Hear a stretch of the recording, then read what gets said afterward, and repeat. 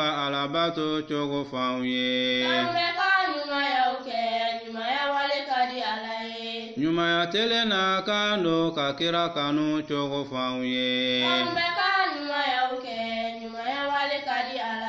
nyumaya telena kando ka farida seli chogo fauye nyumaya telena kando abisika Allah degi chogodi o ya inanya don ayiminke ayimin fo akera yoro muna akera wati mina akera kibaroya munun konnana kukumu mun konnana obe on nafa abato ami boanga dine kalama ami dine labara ala basira o yasro anya dayele lendo ante ke maye mami be chauffeur dogotomo ke abe fen bela jelen franyon kan fen mana fugo dine do okuma ale bo be franyon kan ngani kira ga nyene ma don iyere bi tani bladon dine konnana amanyina ala fe kira ga nyene ma ya ala kan jidi afam nyawla anga wala na sera yoro mina oye ala kira ka keleba min kira ka nyene ma kono nabe fuma ko ghazwatul ahzab noye jamakulu farale nyonga ala kira contrôle coalition ni kera mogo ka nyogon wele munu ka klina otikelenyo ka kungulena otikelenye o ka lanyini were tikelenye nga lanyini bakele min bula oye ala kira de ye juguye an be ka foroba jugu nama fuma to kana ko l'ennemi commun an be nyogon soro jugu mina o de kira kira alayhi salatu wassalam do anga ta anga o ka ko ban o ko fa anga temenanga nyina me ina fa kumbe chuga mina o kelen adam nena chogo mina anda donuna o anana seyro mina sa hakilla jigila oye tumanamna amr ibn abd wud ale kafir gelemba do kafir gelemi bora ka arslamo ka fuye ko jombe fe ka do ardine kono okuma sayyidina ali bora contrôla noy alakra alayhi salatu wassalam ka khalifa nani nay alaykum may ci farindo kele donando wa allah subhanahu wa ta'ala barkado aka koula okuma ale bora ka amr ibn abd wud aye aka kuban okuma ay sebaya suraka aslamu ni kafuru turaka nyogon kirun gaba kala miena fo ma damado sara kafiri tan nyona sara aslami woro fana sorola ka sa keleina wa usiba sa'd bin mu'adh bi sahmin qata'a aqla'ah sa'd bin mu'adh oye ansaru kanyama ale kala do ya soro keleina kala bien do ya soro keleina o kala bien mi ya soro aye a jolisra de soro kala bien na turufa jolisra de kan do ay kala in sama ka bo jeli puila kosobe do saadi ay ka fo yoro fin ale sorla yoro mina juli hakami fona bora amadala ka fa abi bo o sogodaina noy ansaru kan nyamgoy sa'd bin muaz فدعا الله أن يبقيه إن كان قد بقي من حرب قريش شيء أي على الدليل كفوكو على كالي تونين ميالا نايا سورو مغان كوكا كالي توتورا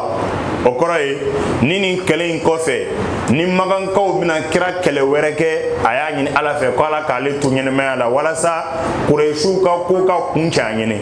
kada ga ngo jugu belebele min kumbe kira la jazira arabia konnana no yoro in konnana o bi magan kawdi kada ga magan kawdi ba don abora ulu de chela wa ko ga golu de ka tme bela gelenga donc ni magankaw o folo aflana magankaw fana kunye arabu ka nyamai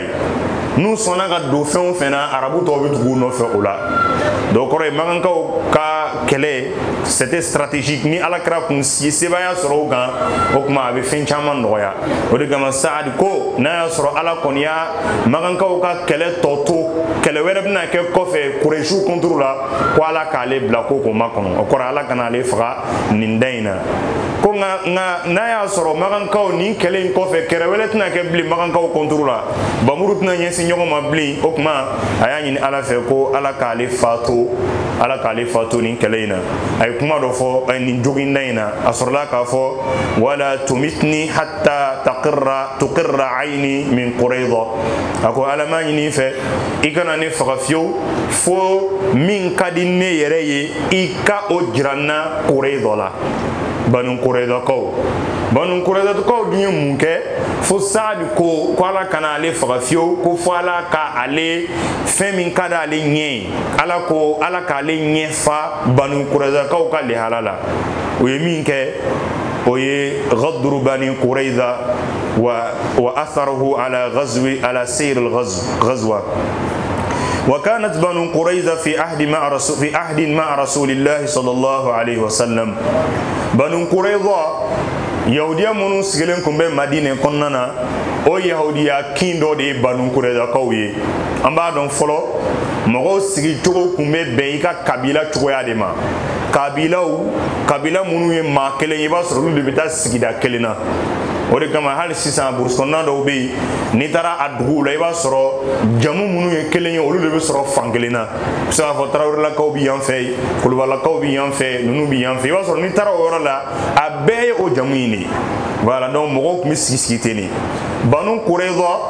kabila dɔ de don yahudiya kabila minnu sigilen tun bɛ Madinɛ o dɔ de tun ye olu ye kin belebele tun b'u bolo an b'a dɔn an ko Madinɛ sigi cogo la kira ka waati la Madinɛ tun ye quartier 5 de mani Madinɛ bɛɛ fara ɲɔgɔn kan quartier 5 quartier 2 o ye arabuw ye olu mun ye dugutigilakaw ye dugukolotigi ye olu ye quartier 3 o ye yahudiyaw ye minnu bɛ sigi fɛn la mais o yahudiya minnu nana sigi fɛn la Madinɛ kɔnɔ o ye sebaya sɔrɔ arabuw kan ka da fɛn damadɔ kan arabuw ka quartier 2 o ye al-Aws wal Khazraj al-Aws wal Khazraj olu ye arabuw ye sɛnɛkɛlaw de don olu tun bɛ sɛnɛ de kɛ o kɛra sababu ye ani fana gɛlɛya tun b'u fila ni ɲɔgɔn cɛ kosɛbɛ u ye kɛlɛ dɔ bila u ni ɲɔgɔn cɛ kɛlɛ in ye san 100 de kɛ a ma ban wa kɛlɛ in bɛ se ka wuli fɛn fitinin nɔfɛ misaliyala denmisɛnnin dɔ ni denmisɛnnin 2 bila ɲɔgɔn na kelen Aws ye kelen Khazraj ye i b'a sɔrɔ u bɛ bamuru ta ɲɔgɔn nɔfɛ donc kɛlɛ in a ka wuli a yɔrɔnin kelen donc u tora o kɛlɛ banbali ni fɛnw de na fo minnu sigilen b'u kɛrɛfɛ n'o ye yahudiyaw ye olu nana sebaya sɔrɔ u kan u yɛrɛw ka dugu la ja n'i b'i ka dugu la nka hali n'aw bɛnnen tɛ dunan min b'a kɛrɛfɛ ale bɛ sebaya sɔrɔ aw kan donc ninnu ta kɛra ten de o kɛra fɔlɔ ye kɛlɛ kosɔn u ma se ka taa ɲɛ yahudiyaw ye sebaya sɔrɔ u kan a filanan yahudiya ninnu bɛ sigi la mɔgɔ kalannenw de don arabu minnu sigilen bɛ mɔgɔ kalannenw tɛ an bɛɛ b'a dɔn ni kunfin ni kalankɛla kɔni sigila fo ni kalankɛla de siran ala ɲɛ n'o tɛ ale b'a to kunfin de la parce que kunfin ka fɛn bɛɛ bɛ kalifa kalankɛla de la donc kɛra u ka kalan kama fana u ye sebaya sɔrɔ arabuw kan arabu minnu n'u bɛ sigi la o arabu ninnu ye sɛnɛkɛlaw de ye yahudiya ninnu tɛ sɛnɛkɛlaw ye nka baaraba 2 b'u tun b'o kɛ jago ani bololaminɛw u tun b'o dilan donc n'o ye commerçant ni artisan yahudiyaw tun ye o de ye donc bɛɛ b'a dɔn ni sɛnɛkɛla ni commerçant sigira yɔrɔ o yɔrɔ commerçant de b'a da to sɛnɛkɛla la parce que a commerce kɔrɔ ye mɔgɔ min bɛ se ka fɛn caman yɛlɛma a bɛ sɛnɛkɛla ka sɛnɛkɛfɛnw yɛlɛma a bɛ baganmarala taw ta a bɛ nin ta k'a bila fana artisanw de don o bɛ bololabaara minɛnw dilan o bɛ kow dilan o bɛ kɛlɛminɛnw dilan o bɛ fɛn caman dilan donc o bɛ se ka fɛn caman kɛ o kɛra sababu ye économiquement yɛrɛ o ye Madinɛ minɛ donc arabu minnu bɛ sigi la i b'a sɔrɔ olu de bɛ kɔfɛ n'ale n'olu ye dugutigilakaw ye minnu ye dunanw ye olu ye yɔrɔ bɛɛ minɛ ala kɛra nalen Madinɛ kɔnɔ o de kɛra sababu ye ka o lihalen yɛlɛma o de fana ma bɛn yahudiyaw ma parce que kɛra nalen Madinɛ kɛlɛba min b'u ni ɲɔgɔn cɛ kɛlɛ in banna parce que kɛra y'u kɛ balimaw ye kelen donc ni kɛlɛ dun banna aw ni ɲɔgɔn cɛ a bɛna laɲini wɛrɛw de kɛ quand kɛlɛ bɛ yen bɛɛ bɛ labɛn kɛlɛ de kama k'i sigi mais ni kɛlɛ banna a bɛ laɲini wɛrɛw kɛ a filanan kɛra nana ni kitabu de y'a bolo n'o ye alikuranɛ ye o kɔrɔ ni yahudiyaw ko k'u kalanna sisan arabu fana bɛna kalan parce que aw kalana mina ni fana nabi ɲuman donc kira nana ni kuranɛ ni kalan min y'a bolo donc bɛ kɛ sababu ye ninnu fana bɛ kalan ni mɔgɔ fila kalana e kuma a bɛ ɲɔgɔn bonya hali n'i y'a ye k'a fɔ an fɛ yan gɛlɛya bɛ hali bi mɔgɔ kalannen de man ca mɔgɔ damadɔ min kalanna i b'a sɔrɔ olu b'u biri tɔw ni hɛrɛw cɛ o dɔrɔn de bɛ farafinna kɔnɔ farafina les élites minnu taara kalan kɛ ka jɔyɔrɔbaw sɔrɔ olu de ye population janfan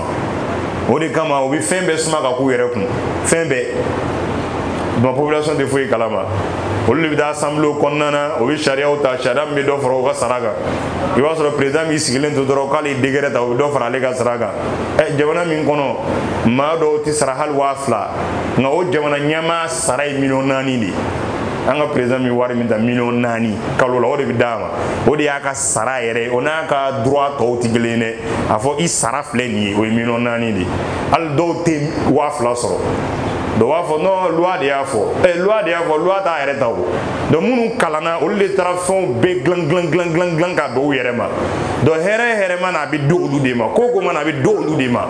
donc kunfun kɔni k'olu to yen u b'u débrouiller u yɛrɛ ye n'aw débrouiller la ka 200 sɔrɔ k'o kɛ nasɔngɔ ye o y'a bannen ale bɛ miliyariw sɔrɔ ka bila a yɛrɛ kunna donc mɔgɔ kalanni min tɛ siran Ala ɲɛ o de bɛ don fantanw n'u ka hakɛ cɛ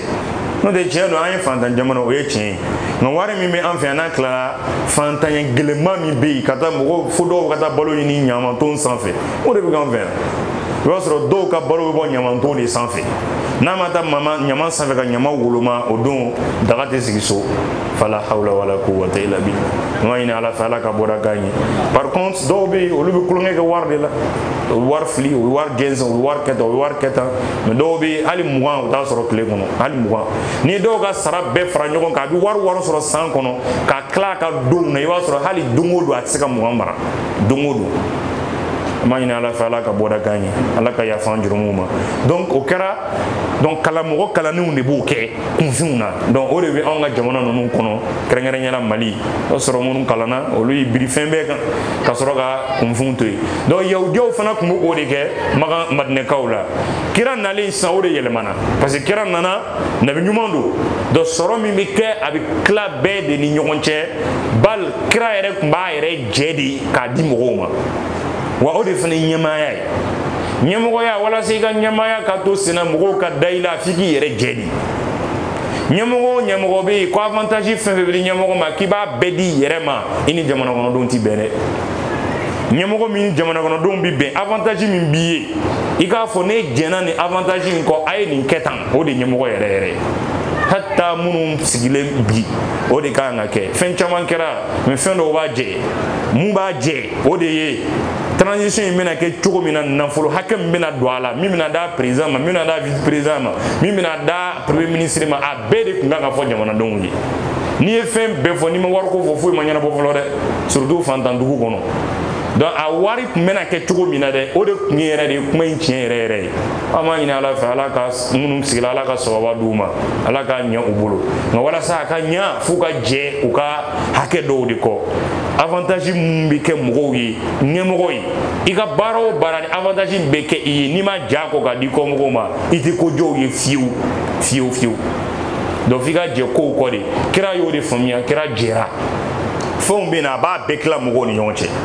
fɛnw bɛ na a b'a bɛɛ tila fɛn bɛ na a b'a di mɔgɔw ma o kɛra mɔgɔw y'a faamuya k'a fɔ ko ja kira bɛ lahara ko min fɔ ko tiɲɛ don parce que ni diɲɛ ko don a bɛ kow bɛn a yɛrɛ de ma n'a nana diɲɛ ko de kama fɛn avantage min sɔrɔla a b'a bɛn a yɛrɛ ma mais adamaden bɛɛ tabiya la nɛɛma ka di bɛɛ ye mɔgɔ si tɛ yen ko nɛɛma ma di mɔgɔ min ye nɛɛma ka di bɛɛ ye bɛɛ b'a fɛ ka dayɔrɔ ɲuman sɔrɔ ka siyɔrɔ ɲuman sɔrɔ ka kɛnɛya sɔrɔ ka nafolo sɔrɔ ka bolifɛn ɲuman sɔrɔ ka fini ɲuman sɔrɔ i ɲɛ bɛ mɔgɔ o mɔgɔ la diɲɛ kɔnɔ nin ka d'a bɛɛ ye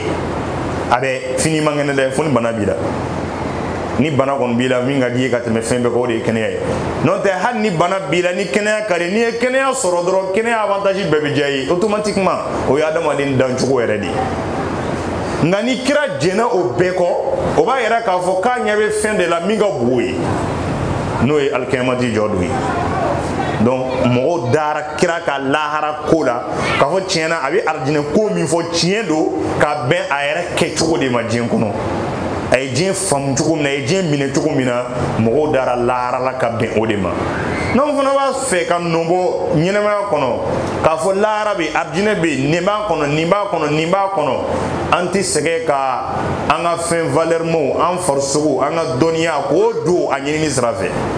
Parce que al-ghayatul manshuda, o kɔrɔ ye laɲini bɛɛ ka belebeleba ɲɛnɛmaya kɔnɔ, o ye lahara, o ye arijinɛ de ye. Laɲini bɛɛ ka belebeleba. O de la mɔgɔ dɔw filila minnu b'a fɔ ko non ko ka ala bato arijinɛ kama, k'o ye commerçant ka ala bato de ye. Minnu bɛ bato kɛ nafa kama, ko bato man kan, ko i kan ka ala bato de ka da kan ko ala de y'i dan. O fili ye o. Ala min y'i dan, o ala kelen de arijinɛ fana dan. O ala kelen de fana f'i ye ko arijinɛ bɛ yen, ko n'i y'ale bato k'a b'i don o kɔnɔ. Donc i tɛ se ka taa k'o to. Donc ni o de ye tiɲɛ ye k'a fɔ ko arijinɛ de laɲini bɛɛ ka belebele ye, a ka bon ni fɛn bɛɛ ye. I b'a kɔnɔ i ti bana, i ti kɔngɔ, i ti fɛɛrɛya, i foyi tɛ ɲɛnɛmaya kɔnɔ hami t'i la, i ti hami. E hakili la k'o bɛ sɔrɔ de bɛ na ashiyatin wa duhaha, e ka wuli dɔrɔn ka ko fitinin dɔ kɛ e ka tila ka don o kɔnɔ nɔgɔya la, o tɛ dɛ. An b'a ɲini ala fɛ ala ka bɔda k'an ye. O tuma arijinɛ i b'a sɔrɔ ni cɛsiri de ye, ala k'an bɛɛ lajɛlen jiri cɛsiri la. Donc an bɛ segin ka na alakira nalen Madinɛ kɔnɔ, o kɛra sababu ye ka fɛnw yɛlɛma. Yahudiyaw nana ye k'a fɔ fo ka alakira ko de ban, o de y'a to u ye wulikajɔ caman kɛ walasa alakira ka ko ka ban. O kɛlɛ in na n'o ye Ghazwatul Ahzab ye, Banu Qurayza, o Banu Qurayza ka ninnu Yahudiya tɔ min tun tora o tun ye olu de ye. Ka d'a kan Banu Nadir olu gɛnna, Banu Qaynuqa olu fana gɛnna. Dɔw taara Khaybar, dɔw taara Shami, dɔw taara yɔrɔ la. Donc Yahudiya jɛkulu kelen min tun tora Madinɛ kɔnɔ, o tun ye Banu Qurayza de ye. Ka d'a kan layiru mun tun bɛ o ni kira cɛ k'an bɛ jɛ ka intérêt kelen défend hali n'an ka diinɛ tɛ kelen ye, u tun kɛlen bɛ k'o préserver, u tun kɛlen bɛ ka i janto o la. O ma fara mɔgɔ si kan ka kira kɛlɛ. Ni kɛlɛ bɛ kɛ o bɛ fara kira kan, ni Madinɛ ka intérêt bɛ yen o bɛ bɔ ka na dugukolo u ka sigi cogoya o b'o intérêt défend. Donc a silamɛ ye o de ye. A silamɛya kɔrɔ tɛ ko ne bɛ dugukolo min na ko hali kafiri kelen kana kɛ, o fili de ye, o fili de ye.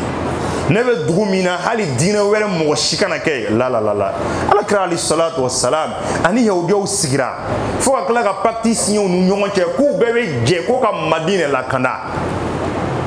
A yɔrɔ kɔni y'a dan ye sa dɛ. Donc o de don. Madame i bɛ sigi i ka sigiyɔrɔ la, i ka diinɛ bonyanen don, i b'i ka diinɛ labaarali kɛ ka sɔrɔ gɛlɛya min sɔrɔ i ni maa wɛrɛ bɛ se ka sigi ka kun. Ala y'an dan ten de. Silamɛya ye Ala subahanahu wa taala ka hinɛ don. N'Ala y'a di maa min ma i b'a nata i maa wɛrɛ ka don a la ka fara e kan. Nka i tɛ maaw mabu i yɛrɛ la, i tɛ maaw gɛn. Wala fɛn min bɛ diinɛmaya kɔnɔ bi, ka taa bin diinɛ wɛrɛ mɔgɔw ka diinɛ so kan k'u jeni, ka bombe d'u yɛrɛ la k'o ci, ka fɛn wɛrɛw don ɲɔgɔn na ka fɛn wɛrɛw kɛ, k'o kɔrɔ ye ko silamɛya. Ayi, o tɛ silamɛya ye.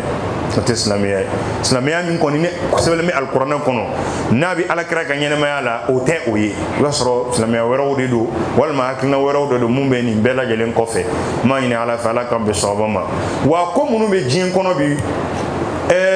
conséquences de don. Ko dɔw de samana ka s'a ma. Donc n'aw taara k'a bɛ taa o fɛn yɛrɛ kɛlɛ, fɛn min nana n'a ye k'i ban k'o kɛlɛ a tɛ ban dɛ. F'an k'o de faamuya. Terrorisme minnu bɛ diɲɛ kɔnɔ bi, minnu bɛ k'a fɔ k'olu bɛ ka sariya ni fɛnw de labaara, fɛn minnu don, fɛn dɔw conséquences de don. O kɔrɔ ye kɔlɔlɔ dɔ de don. Ko dɔ de kɛra o de wolola a la. N'i b'a fɛ k'a kɛlɛ, i b'o ko in de kɛlɛ, n'o kɛra ale bɛ kɛlɛ a yɛrɛ ma. F'an ka nin de faamuya. Vraiment nin de kan ka faamuya an yɛrɛ bolo an ka jamana kɔnɔ parce que anw b'a gɛlɛya kɔnɔ. Hali an ka mɔgɔw bɛ wuli ka bɔ, lagosi tɛ, bɛɛ n'i ka ko cogoya don, ka wuli ka drapeau jeni, jamana wɛrɛw drapeau jeni, u ka taa ka bɔ an ka jamana na, u k'a don ta, u k'a bɔ ta. Ne fɛ nin bɛɛ kun tɛ, nin bɛɛ kun tɛ. Parce que f'an ka faamuya ko an bɛ ka bɔ ka minnu ka drapeau jeni min k'u ka taa ka bɔ an ka jamana na, u kun taara o. U kun ma taa. U kun bɛ yan, u kun taara, u gɛnna, u taara. U tilala ka segin ka na de. Donc kun min y'u segin ka na dɛ, n'an y'o kun kɛlɛ o bɛ t'u yɛrɛ automatiquement. Donc nka n'an m'o kun kɛlɛ o bɛ to yan fo waati min ka d'u ye. Donc f'an ka nin de faamuya. O la conséquence min wulila ni terrorisme o de kan ka kɛlɛ. Ka d'a kan mɔgɔw b'u ka duguw la, mɔgɔw b'u ka jamana na u tɔɲɔnnen don. u tɔɲɔnen don o kuma tɔɲɔ bɛ yen fɛnw bɛ yen siranya ni fɛnw bɛ yen mɔgɔw tɔɲɔna donc ni mɔgɔw tɔɲɔna ni groupe dɔ y'a yɛrɛ former k'a fɔ d'accord comme aw tɔɲɔna a ye tugu ne nɔfɛ ala ta de bɛ ne bolo ne b'o de labaara n'o kɛra an bɛɛ bɛ kɛ kelen n'o kɛra an bɛ ka tiɲɛ wuli ka bɔ yen mɔgɔw bɛ tugu nɔfɛ dɛ nka walasa mɔgɔw ka bali ka tugu nɔfɛ tɔɲɔni min bɛ o ka wuli dɔrɔn n'o wulila dɔrɔn bɛɛ b'a yɛrɛ ɲini mɔgɔ si t'a fɛ ka ɲɛnamaya kɛ kungo kɔnɔna na o minnu bɛ yen so t'u la dugu t'u la foyi t'u la u bɛ kungo de kɔnɔ dɔrɔn u bɛ kungo kɔnɔ yen wa u bɛ se ka sa don o don mɔgɔ si t'a fɛ ka ɲɛnamaya kɛ ten walahi ni mɔgɔ o mɔgɔ y'a la gɛlɛya de y'a las'a ma n delila k'a fɔ yan k'a fɔ u delila ka dɔ minɛ yan dɔ minɛ an ka jamana in kɔnɔ yan u ko a ma ko mun y'a bila a la a ko ale tun bɛ médersa de la 8e k'a fa dɛsɛra k'a ka kalan sara ko ale ninnu de ye ɲɔgɔn ye ninnu ko ale ma ko n'ale tugula u nɔfɛ k'u bɛ 60 d'ale ma kalo o kalo donc an yɛrɛ k'a lajɛ médersa mun sɔngɔ man ca surtout o yɔrɔ fan ninnu na a san bɛɛ faralen ɲɔgɔn kan n'a cayara cogo o cogo a tɛ tɛmɛ 8000 kan n'o tɛ 5000 san bɛɛ de ko don dɛ n b'a fɔ ko kalo kelen dɛ san bɛɛ n'a cayara cogo o cogo 8000 ɲɔgɔn na mɔgɔ min ma se ka san kɔnɔ ale ma se ka 8000 sara yɔrɔ dɔ la a nana fɔ o tigi ye ko na bɛ 60 di ma kalo o kalo hali n'a taara fa a t'a fɔ k'a ka taa fo k'a ka taa donc o ɲɔgɔnnaw de bɛ fara ɲɔgɔn kan ka mɔgɔw sɔrɔ nka n'olu kɛlɛla ka bɔ yen dɔrɔn i b'a sɔrɔ ko bɛ tunu a yɛrɛ automatiquement an b'a ɲini ala fɛ ala k'an jidi faamuya na donc ala kɛra alayhi salatu wa salam a nalen banu kurayza kan ninnu u ma sɔn k'a labila fɔlɔ nka nin kɛlɛ in na fɛn min ye banu nadir minnu gɛnna salon misaliyala kasi nin kɛlɛ in kɛla hijira san 5nan hijira san 4nan minnu gɛnna fo ka kibaruya nana suratul hashir kɔnɔna na donc olu mɔgɔw ka ɲɛma n'o ye huyay ibn akhtab ale de wulila ka taa banu nadir ka taa banu kurayzakaw ka ɲɛmɔgɔ n'o ye Ka'ab ibn Asad ka taa o nɔfɛ k'a fɔ ye ko anw ye yahudiyaw de ye ne nana ni maa 3,000 ye ani maa 12,000 kabini arabuw la ka tila ka anw yɛrɛ fara o kan anw banu nadirikaw an bɛna na madinɛ ala kɛra faga ka bɔ yen nka an b'a ɲini aw fɛ a ye fara an kan a ye fara an kan an ka ala kɛra kɛlɛ Ka'ab ibn Asad ko a ma a ko innaka rajulun mash'um a ko e ye maa tere jugu de a y'o de fɔ a ye i b'a fɛ ka gɛlɛya de don ne ni Muhamadu cɛ walasa a ka ne gɛn wala i n'a fɔ a ye gɛn cogo min na a ko k'o tɛ dɛ ne nana ni yahudiyaw ka bonya de ye ka ɲɛsin ma nin dugu in kɔnɔ anw tun bɛ bonya de kɔnɔ o tuma o bonya de banna ni nin cɛ in nali ye bonya in walasa a ka segin n taara arabuw de ta nadribul araba bil arabi a y'a fɔ ten de an bɛ arabuw de kɛ ka arabu gosi bi magankaw nana kuresiw nana u bɛna madinɛ ko de ban n'o kɛra madinɛ tigiya bɛ segin anw ma an bɛɛ bɛ segin ka na a kɔnɔna na o tuma a ye kuma ɲumanw fɔ a ye ka fɛn caman fɔ a ye ka tila ka layiru d'aw ma a ma Ka'ab ibn Asad ma Huyay ibn Akhtab ale ye layiru di Ka'ab ibn Asad ma a ko ni an ma se Muhamadu la ne bɛ segin ka na i ka jin kɔnɔ i ka kin kɔnɔ yan min bɛ k'i la o fana bɛ kɛ ne na donc a y'a lamalasa k'a lamalasa f'a sɔnna a ye kira janfa donc a bɔra ala kira ka mara kɔnɔ a ye kira janfa banu kurayzakaw olu tun bɛ madina worodugu yanfan de kɔgɔdugu yanfan fi janub olu tun bɛ kɔgɔdugu yanfan wal muslimuna fi shimal a silamɛw olu bɛ worodugu yanfan kɔrɔ ninnu bɛ sud la dɔw bɛ nord la silamɛw bɛ kɛlɛ la nord la olu bɛ sud la madina sud la o kɛlen madinɛkaw olu ɲɛ gannen bɛ kɛlɛ la yan côté dɔ in na fan dɔ in na banu kurayzakaw olu bɛ madinɛ fan dɔ in na musow ni denmisɛnninw dun bɛ madinɛ dugu kɔnɔna de la o kɔrɔ mɔgɔ foyi tɛ musow ni denmisɛnninw ni banu kurayzakaw cɛ fo n'a kɛra dɔrɔn layiru mun ni ala kɛra cɛ donc kira ye jigi da o layiru in de kan ka bɔ ka taa kɛlɛ la ka musow ni denmisɛnninw to madinɛ kɔnɔ o y'a sɔrɔ kin dɔ in na yahudiyaw bɛ yen mɔgɔ si tɛ u bali ka don musow ni denmisɛnninw kan donc tumana na nu uye janfan ke do farala islamo ka fitne kan kada kan sisan o do nu muso bu koy olu be kele dala jugu be kundo ina demsanu muso be kele so konnana do be ke so be ka kele chimpew o ya damania tabiya de ala do na fok mala ko to tala ko la adamania tabiya iga demba ya kadiye iga demba ita fe ko jugu ka soro i muso ita fe ko jugu ka soro i do ita fe ko jugu soro ibe ko la ni i muso ni ka din garantilen ti ko fe ti yere di o ko ma fio hala ngene ka gelea o bala on anga gele o fana bala nde tala dugu dola ni ndona molu kono ni soro ske de nyon sara en baruke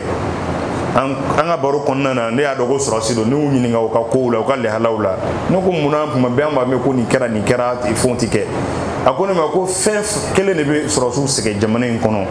o yo ko soro sike bi kele dala ibi ka jore ga de mayaka garanti fo ti boli ga de mayaka o kore ni tora kele dai na doron fem bebsi ki ga de mayaka soro ni tora la obisi ka gen ka bo kangono ni bi luanze la ni tora la obisi ka gen ka bo luanze la i dum bi genzi ko ki to kele la de miri be de bi ko olula donc ko ni ta sara ka fenke sisa mimbe o garanti hal ka du kelengelen joga du mo ga de mayaka garanti doron ko ni ko yimendo ga sisa adi de ni fone hala ma musala ka do ala o tien kada ka dama den kaba ni dimba ya soro kaba ndro illa be ne be fembe kama olu ka lafia nguma madni ko muslimo bi kelela o ga dimba mi madni kono kindo in fone janfanke do fara la fitne kan o do fara la fitne kan ala kra alayhi salatu wassalam kibraya soro ay maslamata ibn aslam fi 200 وزيد بن حارثة في 300 لحراسة ذراري المسلمين وكما كراي كبارا سردرو كو جنفان بورا كوفي أي مسلمة عن زيد بن حارثة أي كلبولو دولا بن جونا ما كمدورو نيوانا لا بن جونا كلو كتا مسون ديمسون كولوسي donc olu bora kele dum cela munu man caga korma bazaba donc olu bora kele dum cela ma batan woro nyona be kele la jugula ma basra boro ko lu kumbe mo do murtila yan fe fana kiray ma keme duru fana bo kata olu fana kumbe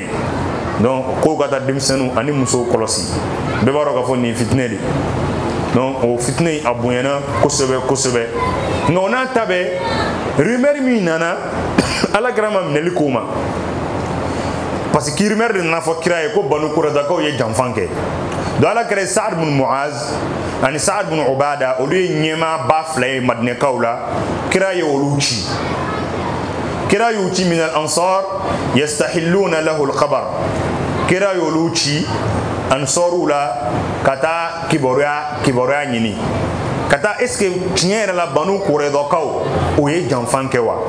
kada kan kirama qila wa qala kira ina nge ngabuma kafo afora akera ala gara ko kafa bil mar'i ithman an yuhadditha bi kulli ma yasma ko adama den koni wasara jurmuye e fe me ko la kali tiendo sa tiende sa minga di e de ka ke ma fole mi afo mo ko ko wasara jurmuye de do kira be ni bela ay ko bla rumeur kono faye mo wuli kata kibra nyini okuma Sa'd dogofla sele kumamna no ibn Ubada ani ibn Muazi unana yahudiyo nyininga kafoko yahudiyo kibora sera ama kafoko awni ala kira kani ala kira kalayru janfan naqadtum ahda rasulillah ko ya ala kira kalayru janfan ban qabi kanto Ka'bun Asad no banu Qurayza ko ganyema ali kanto ko man rasulullah ko joyin ala kray la ahda bainana wa baina muhammadin ko la rufu itani muhammad je amaso ngafala kala ka chidene akoko muhammad loro lo yo do ko tiendo kada ko lu ko leru mi bani ala ka chidene je kayo janfan akoko joyin ala ka chidene ante mo do mi ala ka chidene la rufu itani muhammad je ukuma ko banu Qurayza ko waylakum galobe aw yede awni aw kunte bena duin kono anklala ka aw bunyawa ko ayo ke yani nin chen kana awni aw bege join ko Muhammad awni aw bege jondi okma leeru foitani nyongo chebli donc o kɛra sababu ye kira y'a dɔn k'a fɔ tiɲɛ yɛrɛ la nin ko in a gɛlɛyala kosɛbɛ. Saad tɔgɔ fila nana, u nana fɔ Alakira ye a ko adl wa waqara, ko nin kɛra janfan de ye dɛ. Adul kaw ni waqara kaw ye min kɛ ashabu raji'i kaw la, kɔlɔn mɔgɔw an tɛmɛna yɔrɔ mun na, kira ye maa minnu di ko ka t'u mɔgɔ dɔw kalan, minnu nana se kira ma ko ka karamɔgɔ dɔw di olu ka taa olu ka dugu la ka mɔgɔw kalan, u selen n'u y'u bɛɛ faga sira la, ko janfa ɲɔgɔnna de kɛra dɛ. Alakira mɔgɔw siranna fo Ala yɛrɛ kiyɔrɔ nati sura kɔnɔ, suratul ahzab, ko wa idh zaghatil absar, ko tumana min na ɲaw jɛngɛna, o kɔrɔ ɲɛdaw siranna. Wa balagatul qulubul hanajir, dusukun fana yɛlɛla fo kana se kanw ma siranɲɛ bolo. Wa tadhunnuna billahi zununa,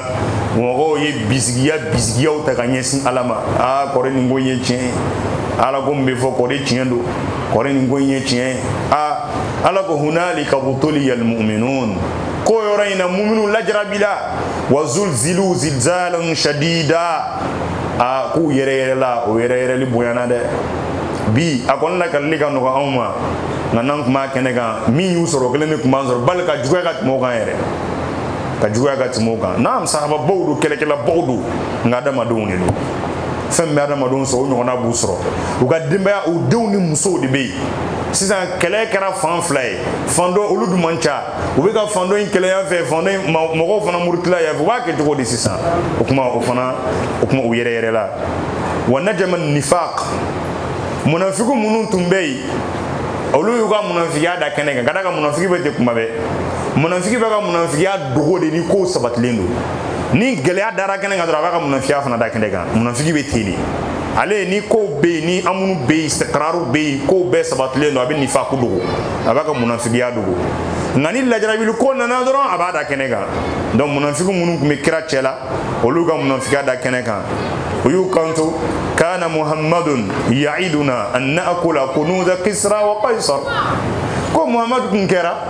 a bɛ layiru fɔ anw ye, a b'a fɔ ko kisra n'o ye persu ani qaisar ani romain n'o ye les byzantins, u ka masaya budget k'an bɛna ta don dɔ anw arabu, ko muhammadu y'o layiru di anw ma. Wa ahduna la ya'man ala nafsihi an yadhhaba ila al-gha'it, wa kan filɛ bi hali ka bɔ dɔrɔn ka taa an mako la ɲɛ kɔ kan k'an tɛ se k'o kɛ bi sinanɲɛ bolo. An bɛna bɔ nin bɛɛ la kuma jumɛn ka taa romains ni persiw kɛlɛ k'a sɔrɔ an bɛɛ bɛna sa bi? Munafigiw y'o fɔ. O kuma u y'u kanto sa, ma wa'adana Allahu wa rasuluhu illa ghurura, ko Ala a n'a ka ciden u ye layiru min d'an ma a bɛɛ nkalon, u y'an namalasa de k'an nɛgɛ k'an kɛ ba falen kan, k'a fɔ k'a donna tan k'a bɔra tan, an bɛna sɛbɛya sɔrɔ, an bɛna nin kɛ, an bɛna nin kɛ, k'a bɛɛ nkalon. Donc o de kɛra hali sisan silamɛw lisanu hali ye o de ye, layiru min dara an ye diɲɛ dɛ, n'o tɛ ni diɲɛ don munna nin bɛ kɛ, munna nin bɛ kɛ, munna nin bɛ kɛ, e kan ka min kɛ i bɛ ɲinɛ o kɔ, nka Ala kan ka min kɛ i ɲɛ bɛ o de la, k'a sɔrɔ Ala ko n'i ye nin kɛ n bɛ nin de kɛ. An balima dɔ bɛ yen, karamɔgɔba don, a bɛ Egypte, a ko don dɔ delila k'a fɔ ale ma ko est ce que k'Ala tɛ ka an tɔɲɔ? Karamɔgɔkɛ dɔ ko silamɛ dɔ de y'a fɔ ale ko est ce que k'Ala tɛ ka an tɔɲɔ? K'ale ko munna? K'a ko ko Palestine lajɛ, hali don o don mɔgɔw bɛ faga yen, ko bɛɛ lakala bɛ yen, k'Ala tɛ ka kuma. Donc a sigara, a bɛ ka ɲini ka na siga. Ale ko a ma ko Ala ka dɛmɛ condition de b'a la, silamɛw bannen bɛ o condition in de ma. Mɔgɔ si dun tɛ Ala jagoya ka Ala bila foyi la. Ala kɛlen bɛ ka fɛn minnu bila sen kan k'a fɔ n'i ye nin kɛ nin bɛ kɛ, tant qu'il m'o k'a tɛ kɛ, Ala y'o de fɔ dɛ. Ala ka sunna, Ala ka taabolo la, sunna de bɛ Ala bolo, a ye dugukolo dan règle dɔ de kɔnɔ. N'i tɛmɛna o règle in fɛ, résultat min bɛ yen o bɛ d'i ma. Ni bana ka tɛmɛ a fɛ dɔrɔn i bɛ jɔ dɛ, a bɛ komi ni kɔngɔ bɛ mɔgɔ la, ni kɔngɔ bɛ mɔgɔ la o fura i ka dumuni de kɛ o de ye kɔngɔ règle ye. Ni minɛga b'i la o fura i k'i min de, o de ye mini règle ye. Donc nka ni e y'i ban, kɔngɔ b'i la k'i ban ka dumuni kɛ, k'i bɛ Ala deli, kɔngɔ bɛ ban i la, i bɛ taa dumuni de kɛ. Nka i b'a dɔn fana dumuni ye Ala ka nɛɛma de ye, i bɛ Ala barika d'a kan n'i y'a sɔrɔ, a bɛ kɛ ten de. do ala ye fɛn minnu fɔ n'a ye nin kɛ in tansurullaha yanzurkum n'a ye nin kɛ ala bɛ nin k'aw ye ala ye sahabaw mankutu ni fɛn minnu ye n'u ye sebaya sɔrɔ diɲɛ kan ni o ye o de kan ka kɛ o de banna anw na n'ala ko de wa kanu qalilan min al-layli ma yahjahun wa bil ashari hum yastaghfirun ko sahabaw kun kɛra su kɔnɔ k'u bɛ dɔɔni de sunɔgɔ o b'a tɔ bɛɛ kɛ ala ko la olu kun kɛlen bɛ k'u yɛrɛ di ala de ma o kɛlen ala subhanahu wa ta'ala y'u dɛmɛ nka n'anw bɛ sen anw bɛ sen kelen taama kan walima sen fila taama so fila boli ɲɔgɔn fɛ an sen kelen bɛ yan fɛ an sen kelen bɛ yan fɛ an t'a fɛ ka gɛlɛya sɔrɔ ala ko la fiyewu mɛ ni diɲɛ ko wulila an b'an kunkolo faw la k'an kɔkɔ faw la ka wuli ka fɛnw kɛ i b'a fɔ ko diɲɛ ko de ka fisa ni ala ko ye o de bɛ anw bolo sisan donc an mago bɔ a la n'o kɛra gɛlɛya min bɛ yen o tuma ala b'an to an yɛrɛ bolo n'a bɛ se ka min kɛ n'a bɛ fɛ k'o kɛ o tuma diɲɛmɔgɔw tɛmɛna sira min fɛ a ye tɛmɛ o fɛ dɔrɔn a bɛ k'o ye ni diɲɛ de ka d'aw ye diɲɛ développement de ka d'aw ye a t'a fɛ ka ala ko ka don aw sen na o tuma règle min bɛ diɲɛ kɔnɔ a ye tɛmɛ o fɛ n'aw tɛmɛn'o fɛ a bɛ développer o mais n'aw bɛ fɛ ka ala ko ni o de ɲagami ɲɔgɔn na ka sɔrɔ k'i ban ala ko ma ala ko ayi dɛ ana agna shuraka an shirk man amila amalan ashraka fihi ma'i ghairi taraktu wa shirka ko ale ala ni k'i b'ale nɔfɛ kɔni i bɛ tugu ale ka règle de nɔfɛ ni k'i bɛ to ale ala nɔfɛ ka fɛn wɛrɛ fara a kan ale ala ta kan ko da la ko ale ala bɔra a la ayi n'o fɛn de to ɲɔgɔn na ale ala bɔra la ani y'o fɛn dɔ tɛ ɲɔgɔn na an b'a ɲini ala fɛ ala k'an bɛ sɔn ma donc o de ye ko taa cogo ye ala ye règle minnu bila ɲɛnɛmaya kɔnɔ siraw de bɛ i bɛ tɛmɛ o siraw de fɛ walasa olu ka sabati i bolo an b'a ɲini ala fɛ ala k'an bɛɛ lajɛlen sabati o tuma o y'o fɔ dɔwɛrɛw fɔ dɔwɛrɛ y'i kanto n'o ye munafiku ye hali bi ya ahla yathrib olu ko yathrib kaw n'o ye madinɛkaw ye la muqama lakum farji'u yanti aw sigiyɔrɔ ye aw jɔyɔrɔ ye dɛ a ye segin ka taa madinɛ aw nɔ na ye n'o ye abdulayi ibn ubay ibn saba abdulayi ibn ubay ibn salul n'o ye ra'isul munafiqin dɔwɛrɛ y'i kanto fana olu bɛ fɛ k'i den ka taa so o ko inna buyutana awra ko kira an ka so a bɛɛ lajɛlen tiɲɛnen don donc i bɛ jɛn anw ma min t'an ka so jɔ nin kelen anw sen t'a la bɛɛ y'i ta fɔ alakira yɛrɛ alayhi salatu wa salam a kɔnɔna filila ala ka ciden do tiɲɛ do nka adamaden do dɛ qul innama ana basharun mithlukum yuha ilay ala ko k'a f'u ye ne ye adamaden ni i n'a fɔ aw cogo nka ala de bɛ wahayu jigin kan dɛ o tuma ni wahayu ma jigin fɛn o fɛn na ka ala kira kunnafoni fo k'a to a ka adamadenya fɛɛrɛw n'a ka adamadenya fɛɛrɛ banna yɔrɔ min a bɛ siran yen dɛ o ma kɛ ala kira la o hali ata musa ala ko musa ma fa aw jasa fi nafsihi khifatan ko musa ye siranna a ye siranya sɔrɔ a yɛrɛ la o kɔrɔ ye firawuna ka mɔgɔw kɛlen ka bere fili duguma n'a kɛra sa ye musa fana ka bere tun bɛ kɛ sa ye musa siranna dɛ ko kɔri ne ka bere bɛ kɛ sa ye ninnu fana ta kɛra sa ye nin ye dɛ o tuma a bɛna kɛ cogo di sisan musa siranna ka da kan a bɛ musa hakili la ko ale kelen ta de bɛ se ka kɛ sa ye ni musa ye mɔgɔ wɛrɛ a ye sa fana kɛ a bɛ siran o parce que a siɲɛ fɔlɔ k'u ye mais ala sɔrɔla k'a fɔ la takhaf kana siran fɛn min b'i bolo a fili musa y'a fili a ta ye u t'a bɛɛ dun ka bɔ yen donc o bɛ siran fɔlɔ yanni ala ka wahayu kan yan o ye kira sɔrɔ kira nana ye k'a fɔ ko gɛlɛyara ka d'a kan mɔgɔw commencera ka siran ni mɔgɔw siranna mɔgɔw dun jigi ye ale de ye ale de ɲɛmaa ye ɲɛmaaya fana ye o de ye ni ko gana sigi bɛ kɛ ɲɛmaa de ma ni ko gana sigi bɛ kɛ ɲɛmaa de ma ɲɛmaa ni tɔnɔ bɛ yen ale bɛ tɔnɔ di kɔmɔgɔw ma nka ni balawu bɛ yen ale de bɛ jɔ balawu ni kow cɛ o de ye ɲɛmaa hakika ye ɲɛmaa hakika ye o de ye an b'a ɲini ala fɛ ala k'an ka ɲɛmaaw k'o ɲɛmaa hakikaw ye o la alakira alayhi salatu wa salam a sirannen fa taqanna'a bi-thawbi wadtaja'a o yɔrɔ bɛɛ lajɛlen kira ye finiba dɔ bila a yɛrɛ la a ye finiba meleke a yɛrɛ la a y'a da wa makatha hakadha tawilan kira mɛnna a dalen don a kun bugulen don a kɛlen bɛ ka fini kɛ k'a yɛrɛ datugu a y'i da a mɛnna suma qal a y'i kanto Allahu akbar a wulila dɔrɔn a ko Allahu akbar wa bashara al-muslimina bil fathi wan nasr a wulila ka bɔ a ye fini bɔ a kunna dɔrɔn a ko Allahu akbar a ko a y'a nisɔndiya ala ye layiru di yan k'a fɔ ko nin kɛlɛ in ko ala b'a sebaya di yan ayo ni sodia o koray wahyu nana ka jigira ka fay ko laban bina ke editay kana saran ni fen fleni allaban editay ala islami wala o defani wal aqibatu lil muttaqin ko laban ni mu'minu detay adam ne bisika gelade nga laban ni mu'minu detay nga abike fo limenia de kakira wa ibi ka kozi min defan fana aka ke ko nyuma fana ye limenia bila ibi ka fe min fana ke ko nyuma do ni donana dala ka fo ko laban edite hanama ke ere nyene ngaina fena nye ko sebaya soro o korote tuma be kwa kera nyere nyene ibi la nyunu blessing kan absa ke ere bi to ala ere ngai ka la nyini bi kla ka labara kofe na eba fe ka ko dudun ka kla ko gelen korosien o ko gelen ka kla ka fale enyene ka kla ka tonon soro enyene a ne madala ni be fengede ni be fenge o de on ma geleya mi me on kan jamana kono o de oye o geleya me oye ka fo on ma fe ka effort ke o effort en ba fe a tonon ka sigi on de ma do o flidi ni e kele ke ola o kele imo ke foi kama ni yerete ebe fe la nyini mi kele mi ke ni tono sorola la tono be ka sigi de ma tant que a tono ma sigi ma ete son ayi o kore jongo ala ni mogo ko ke ka kele kunye ere ko de ye mogo ye tienfo ama ina ala fala kan be so wama na dama deum do ba fe ka lafia fo do de ka segede siga do la de mais to bu ya on don kujugu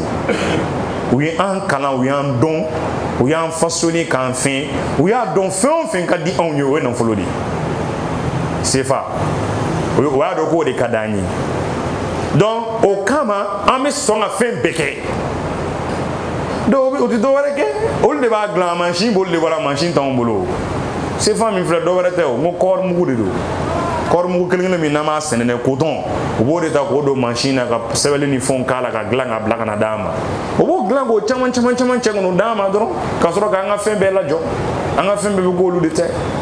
on de war mi flambolo ni a wari kunye dron abe do fembe na o ka sanai ale te lanyini ko ale sera de dron ka tika lanyini ma mais en fait o e wari de quel lanyini on bolo ka soro ka ambla nyona doni wari kala la nyine kaban dugo dugula olu bibi chindi do fo wari ka ke sera de mi be wala so ka la nyini ma angal ami fe ka ni fen ke okuma ami warta amado ala ami fe ka ni fen fana ke ami warta amado ala do no kera fen be bunya aw nyakoro ka tumi wari yere ke wari be do ya aw nyakoro wari be na doro ka aw deme ka o ka la nyini ke na naw jena fen be ko wari ka kibulu doron anta odroni ega je ibe je ga maya ko ibe je ga debe ko ibe je ga jamana ko ibe je fen be ko na folo ga ke eknandron hani to be sara do no kera dro gelea bisro o gelea ati banfio fika sigi ka wari ke jonde abi deme de ki kala nyunu sawati dron ama ni ala fi ala ko kana wala kira mo nyugo kumba fo do wa fo kira ere ka kumba fo ko ala wari ke anteke kono ikana ke andu sukun kono karaga ni wari kala iteke kono abe kika jonye iba do isaguna dafe ngana kere dusukun kono e de bika ka jonye ne kara ka jonye sa chienin be waro so be jo war ni o chienin che war de ka nga jo e ni chienin che nga e de be jo war ni chienin che sisa o ba ni ban ne segi re vroge ibalma be saynyene gele ala iti dreme dama okuma ibalmo be fantom be gelea be ba nyefie ka dese war bi kuna ngai tadi kadaga ede be jo war ni cheni chesisa kasar war de kunga do eni oje manyina ala fe ala kan sabati ala kan ngai war ka join donc ala kra alayhi salatu wassalam okuma awulle ayula ni sodia ako fatu bina ke insha Allah ala bina del kani ayaw ni sodia ala kra alayhi salatu wassalam ngona tabe ayaka adamadian feroke o fere do ejme wa arada an yursila ila uyayna ibn hisin kira ya jubalaw karsa jotalaw karsa beton karsa tita olu kasra foita ula olu te dron ni war kon be dolu ma ko lu blamino bo dron ke do kira yo o mercenaire nyamo wele kana k'a fɔ a ye donc an bɛ bɛn a kan Madine tamaro a tilayɔrɔ sabanan 1/3 n b'a bɛɛ di aw ma maa b'aw sen bɔ kɛlɛ in na o ko k'an sɔnna an ta tɛ kɛlɛ ko ye an ta ye nafolo ko dɔrɔn de n'an y'o sɔrɔ ka ban an bɛ sɔn mais kira y'a sɛbɛ nka kira ko k'a tɛ ou bien i yɛrɛ ka adamadenya fɛɛrɛ de don a ko wahayi ma jigi dɛ n yɛrɛ ka adamadenya fɛɛrɛ de don o ko kira ma n'i yɛrɛ ka adamadenya fɛɛrɛ de don anw ma sɔn ko anw ni ninnu anw ni katafankan ninnu k'an to filanikafoya la filanikafoya kan an bɛɛ ye musirikiw de ye u tile kelen ma deli ka nata anw na k'a fɔ k'u bɛna an ka tamaro minɛ bi anw kɛlen silamɛw ye ala ka ciden min anw cɛla anw de bɛ jɛn n'a ye olu kana an ka tamaro dun k'o tora ko bamuru b'u bolo ni bamuru b'u bolo bamuru fana b'anw bolo an tɛ sɔn a bana f'u k'an bɛɛ faga de tuma min na o ye sɔrɔ k'an ka tamaro ta o de fɔ ala kira alayhi salatu wassalam donc kira y'a t'u ta la kira ko d'accord a ye min fɔ a bɛ kɛ o de ye ka d'a kan aw de ɲɛmaaw ye wa tamaro fana ye aw de ta ye o ko kira ma ni i kɔni ka adamadenya fɛɛrɛ de don ninnu abadan ninnu tɛ an ka tamaro kelen bila da kɔnɔ fo k'an bɛɛ faga donc o y'o fɔ kira alayhi salatu wassalam donc kira y'a dɔn k'a fɔ badinɛkaw déterminenen don an bɛɛ bɛ san yan bi ko o bɛ kɛ ko bɛɛ bɛ jɔ walima ko bɛɛ ka dabila donc kira y'a faamuya k'a fɔ nin ko in kɔni a bɛ kɛ kɛlɛ de ye n'o tɛ badinɛkaw tɛna sɔn donc o fana ye farinya fana o ye cɛfarinya ye donc yɔrɔ dɔw la fo ka jɔ de o ye adamadenya tacogo de ye naam sabali ni fɛnw ka ɲi nka yɔrɔ dɔw la jɔ de ka ɲi dɛ wa yɔrɔ dɔw fana na kɔmɔgɔw de bɛ jɔ hali ni ɲɛmɔgɔ nɔgɔya la o fana yɔrɔw bɛ yen sahabaw y'o faamu kira la kumaw la u b'a fɔ kira ma fɛɛrɛ don wa adamadenya de don wahayu de don ni wahayu don an t'a da yɔrɔ ta mais ni adamadenya kɔni de don an bɛ fɛ a ka kɛ tan de donc kira b'a t'u ta la fana o fana ye ɲɛmɔgɔya ye k'a fɔ fɛn bɛɛ ka to e kelen ta la ayi komɔgɔw kuma dɔw la hali kuma dɔw la i b'a dɔn k'a fɔ u jo tɛ i bɛ jigin ka na ka bin u ta ma nka ni fɛn min ye wahayu kɔni ye da don yɔrɔ t'o la bilen ni wahayu kɔni de don o ye ala subhanahu wa taala ye min fɔ ka d'a kan ala de bɛ kow laban dɔn anw tɛ foyi dɔn ala de b'a bɛɛ lajɛlen dɔn ala waati sera inshallah an bɛ bi da bila nin yɔrɔ in na ni ala ye walanda nata jira an na kɛnɛya la inshallah an y'a bila yɔrɔ min na an b'a ta o yɔrɔ in na ala ka yafa an jurumuw ma ala ka bɔda k'an ye jamana ala ka basigi jamana ala ka basigi ɲɛmɔgɔ minnu sigira bi ala ka u fanga se a kɔrɔ ala k'u fanga se a kɔrɔ dusukolo min b'u la ka jamana dilan an b'a ɲini ala fɛ ala ka a se d'u ma ala ka a mɔgɔ d'u ma ala ka se d'u ma ala ka mɔgɔ d'u ma an b'a ɲini jamanadenw fana fɛ an ka dugawu k'u ye an t'u dɔn ne ma deli k'u si ye ɲɛna n t'a dɔn u bɛ si yɔrɔ o yɔrɔ nka olu de bɛ jamana kunna gan cɛgoyalen don an ka dugawu k'u ye an ka dugawu k'u ye fana k'an jigi da ala kan dɛ ka da k'an lajarabi la an bɛɛ y'an jigi bɔ ala kan yan fo n'a kɛra maa damadɔw ye k'a da cɛ dɔ kan yan k'a kɛ diɲɛlatigɛ mɔgɔ bɛɛ a nalen a ma se ka foyi kɛ dɛ ala y'an lajarabi ni a ye tuma o tuma n'a ye ala bila k'aw ɲɛsin sababu ma ala b'o lajarabi ni sababu ye donc an k'an jigi to ala kan ka dugawu k'u ye an b'a ɲini ala fɛ ala ka ɲɛ u bolo jamana ala ka basigi kɛlɛ bɛ yɔrɔ o yɔrɔ jamana kɔnɔ ala ka bɛɛ wuli n balima minnu bɛ hali bi a kɛlɛw na fɛnw na ala ka hakili ɲuman d'u ma diɲɛ jamana bɛɛ lajɛlen ala ka nɔgɔya jigin a kɔnɔ ala ka adamadenw kɛ ala subhanahu wa taala yɛrɛ sago ye ala ka yafa an jurumuw ma hada wa salli lahumma ala bashir nadir wa akhiru da'wana alhamdulillahi rabbil alamin جزاك الله خيرا لمن كرم خيرا جزاك الله خيرا على كوثر من جمعنا يوم يتبسيك بو خيرا لمن كرم يوم يتبسيك خيرا لمن كرم